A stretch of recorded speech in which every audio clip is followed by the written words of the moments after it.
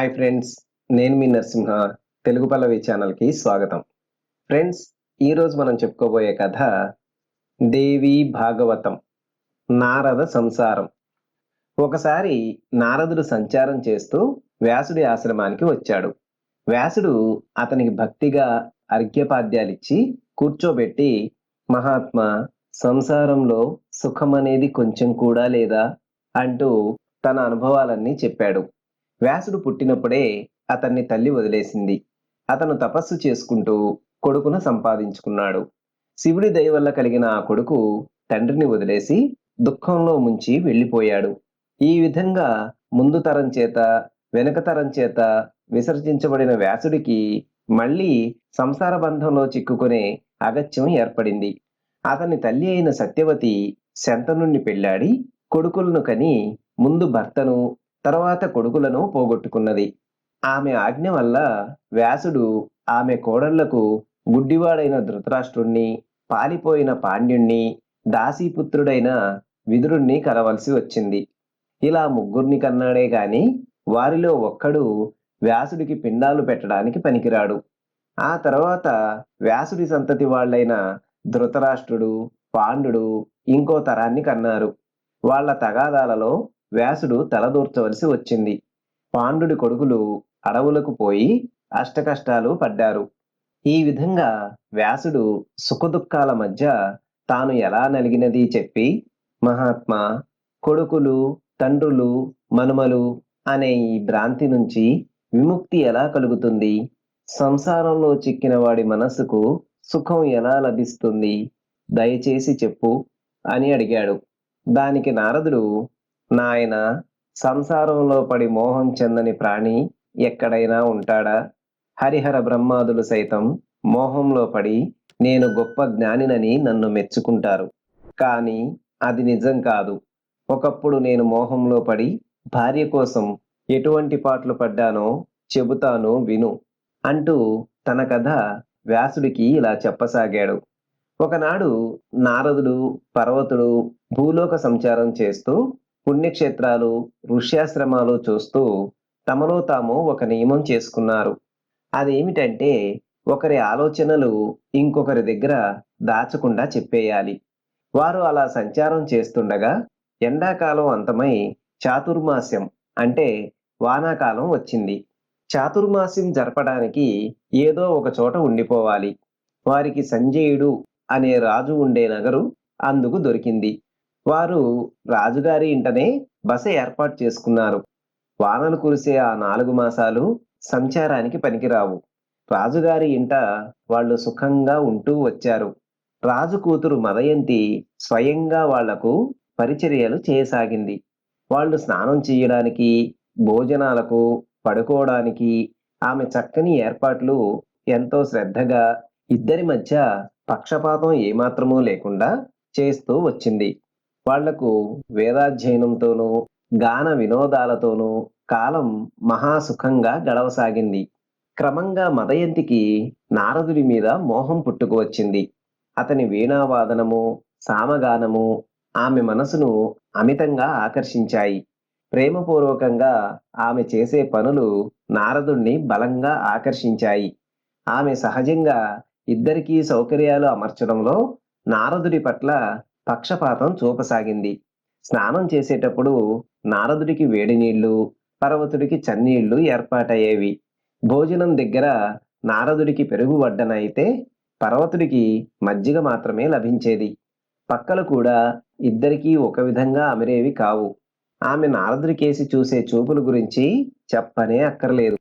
వారిద్దరికీ చేసే పరిచర్యలలో రాజకుమార్తె చూపించే ఈ తేడా కొట్టవచ్చినట్టు కనపడేసరికి పర్వతుడు నారదుడితో ఏకాంతంగా, రాజు కూతురి వాలకము, ప్రవర్తన చూస్తే నిన్ను వరించినట్టుగా కనబడుతుందే. నీకు కూడా ఆమె మీద మోహం ఉన్నట్టే ఉంది. మరి మనం ఒకరి దగ్గర ఒకరం రహస్యాలు దాచుకోరాదన్న నియమం మరిచావా? చాటుమాటెందుకు, నిజం చెప్పు అన్నాడు. నారదుడు కొంచెం సిగ్గుపడుతూ, మునీంద్ర, ఇందులో దాచేటందుకు ఏమున్నది? రాజకుమార్తె నన్ను వరచింది. నేను ఆమెను ప్రేమిస్తున్నాను అన్నాడు. ఆ మాట వింటూనే పర్వతుడికి కోపం వచ్చి, నియమం తప్పి నన్ను మోసగించావు కనుక నీది కోతి ముఖం అయిపోవుగాక అని శపించాడు. నారదుడు కూడా కోపోద్రేకం కలిగి, ఈ కాస్త తప్పుకు నన్ను శపించిన నీకు స్వర్గప్రాప్తి లేకపోవుగాక, ఇక నువ్వు భూలోకంలోనే ఉండిపో అని ఎదురు శాపం ఇచ్చాడు. ఇలా శాపం పొంది పర్వతుడు వెళ్ళిపోయాడు. నారదుడికి కోతి ముఖం వచ్చేసింది. అయినా నారదుడి వీణాగానం విని ఆనందిస్తూ రాజకుమార్తె అతనికి ఆదరంతో శుశ్రూషలు చేస్తూ వచ్చింది. తన మేనల్లుడైన పర్వతుడు వెళ్ళిపోయినందుకు నారదుడు మాత్రం బాధపడ్డాడు. ఇంతలో సంజయరాజు తన కుమార్తెకు స్వయంవరం నిశ్చయించి తన మంత్రితో, అమ్మాయికి పెళ్లి చేస్తాను, దాని అందానికి తగిన అందము, గుణము, కులము గల వరుణ్ణి చూడు అన్నాడు. మహారాజా, మీరు కోరిన లాంటి వరులు ఎందరో ఉన్నారు, వారిలో మీకు నచ్చిన వాణ్ణి మీరు నిర్ణయించండి అన్నాడు మంత్రి. తన పెళ్లి ప్రయత్నాలు జరుగుతున్నట్టు తెలిసి మదయంతి తన దాది ద్వారా తండ్రికి కబురు పంపుతూ తాను నారదుణ్ణి వరించానని, మరొకరిని పెళ్లాడలేనని తెలియజేసింది. దాది వచ్చి సంజయరాజుకు ఈ మాటలు చెప్పినప్పుడు అతని భార్య కైకేయి అక్కడే ఉన్నది. రాజు ఆమె కేసి చూసి, అమ్మాయి ఆ కోతి ముఖాన్ని ఎలా వరించింది? అతను మన పిల్లకు ఎలా తగినవాడై ఉంటాడు? అతనికి పిల్లను ఎలా ఇయ్యడం? బుద్ధి లేక మన పిల్ల తప్పుడు నిర్ణయాలు చేస్తే దాన్ని సరిదిద్దడం మన కర్తవ్యం. అతడు బిచ్చగాడని నువ్వు అమ్మాయికి తెలియజేయి అన్నాడు. కైకేయి తన కూతురితో ఏకాంతంగా, అమ్మా, నువ్వు నవనవలాడే శరీరం గలదానివి. ఆ నారదుడు బూడిద పట్టించడం చేత మొరటు తేలిన శరీరం కలవాడు. నీ ముఖం ఎంత అందమైనది! అతనిది కోతి ముఖం. అతన్ని ఎలా వరించావు? అది అలా ఉండగా అతను అస్తమానము తిరుగుతూ బిచ్చమెత్తుకునేవాడు. ఇతన్నా నువ్వు వరించేది? నీ మతిమాలినతనం చూసి మీ నాన్నగారు చాలా బాధపడిపోతున్నారు. ఎవరైనా లేత తమలపాకులను తీసుకుపోయి ఒంటికి మేపుతారా? నిన్ను ఆ నారదుడికిచ్చి పెళ్లి చేస్తే మమ్మల్ని చూసి అందరూ నవ్వరు అంటూ రకరకాలుగా బోధించింది. కాని సంగీత వ్యామోహం గల మదయంతి తన మనస్సు మార్చుకోక, అమ్మా, మనిషి సుంఠ అయితే మొహము ముక్కు బాగుండి రాజ్యము ధనము ఉండి ఏం లాభం? ఈ నారదుడి వంటి సంగీత ప్రవీణుడికి మోహము, రాజ్యము, ధనము, అందము ఎందుకు? ఇతని గానానికి లేళ్లు పరవశం చెందుతాయి. ఇతని లాంటి గాయకుడు మూడు లోకాల్లోనూ మరొకడు లేడు. రసజ్ఞత లేని వాణ్ణి కట్టుకున్న దానికి ప్రతిక్షణము చావే. రసజ్ఞుడికి భార్య అయితే జీవితమంతా ఆనందమే. సర్వజ్ఞానం కలవాడు మామూలు మనిషి అయినా దేవతలతో సమానమే. పశువులను కూడా ఆనందంలో ఓలలాడించే సంగీతం వినడం విషయంలో పెద్దలు అనాదరణ చూపితే వారి జన్మ ఏం జన్మ? నారదుడి శక్తి నాన్నకు తెలియదు. శాపం తగిలి అతనికి వానర ముఖం రాకమునుపు నుంచి నేనతన్ని ప్రేమించాను. కోతి ముఖం వచ్చినా అతను నా ప్రియుడే. కిన్నెరల ముఖాలు గుర్రం ముఖాలు. అందుచేత వారి గానాన్ని ఆదరించని వాళ్ళు ఎవరైనా ఉంటారా? విద్య లేకపోయాక ముఖం దేనికి? అతన్ని తప్ప నవమన్మధుడు వచ్చినా నేను పెళ్లాడను. నన్ను అతనికిచ్చి పెళ్లి చేయించు. అందుకు నాన్నను ఒప్పించు అన్నది. కైకేయి తన భర్త వద్దకు వెళ్ళి తన కూతురు నిశ్చయాన్ని తెలిపింది. రాజు మరే అభ్యంతరమూ చెప్పకుండా పెళ్లి ప్రయత్నాలు చేసి నారదుడికి మదయంతినిచ్చి పెళ్లి చేసేశాడు.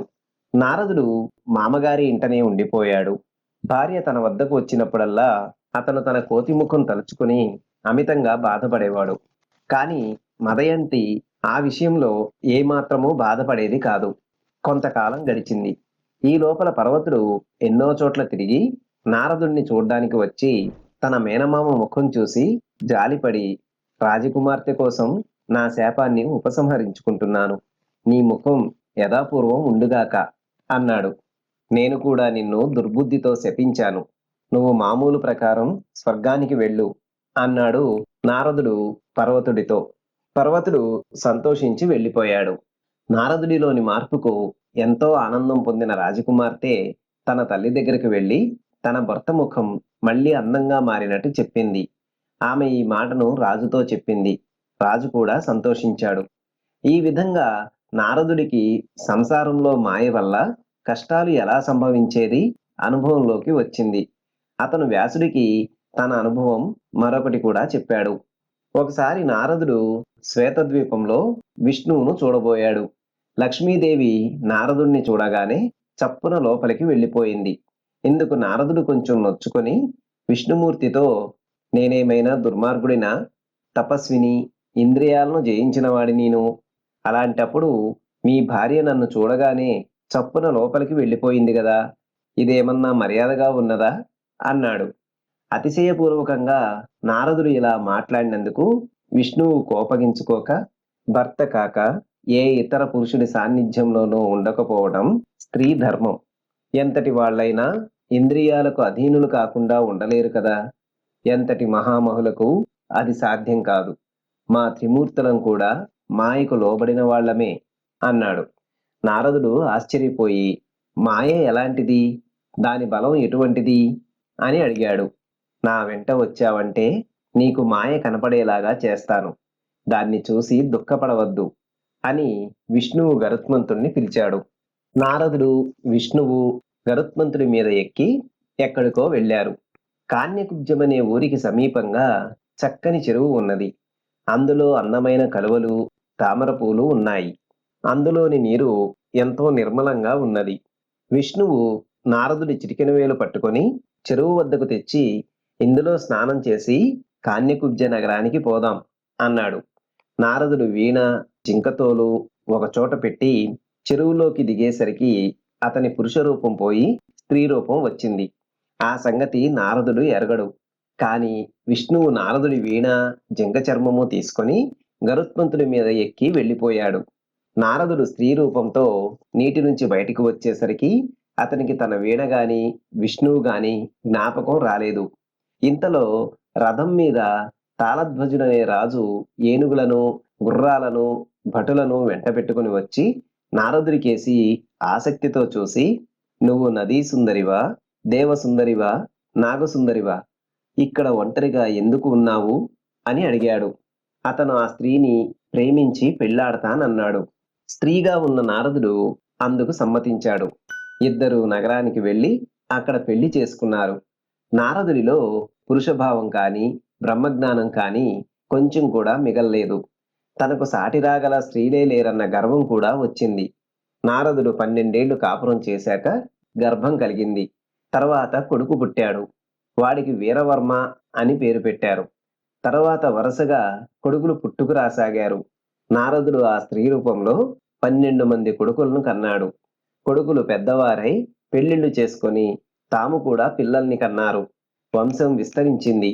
కొంతకాలానికి కాన్యకుబ్జ నగరం మీదకి శత్రువులు యుద్ధానికి వచ్చారు. ఆ యుద్ధంలో నారదుడు కన్న కొడుకులు, వాళ్ళ కొడుకులు చచ్చారు. నారదుడికి తీరని గర్భశోకం సంప్రాప్తమైంది. ఆ సమయంలో విష్ణువు ముసలి బ్రాహ్మణుడి రూపంలో వచ్చి, ఎవరు కొడుకులు, ఎవరు నువ్వు? కాలవశాన అన్నీ అవుతాయి. ముందు స్నానం చేసి తర్పణాలు విడు అని చెప్పాడు. అతను నారదుణ్ణి తన వెంట పురుష తీర్థం అనే సరస్సుకు తీసుకుపోయి అందులో స్నానం చేయమన్నాడు. అందులో మునగగానే నారదుడి స్త్రీ రూపం పోయి పురుష రూపం వచ్చింది.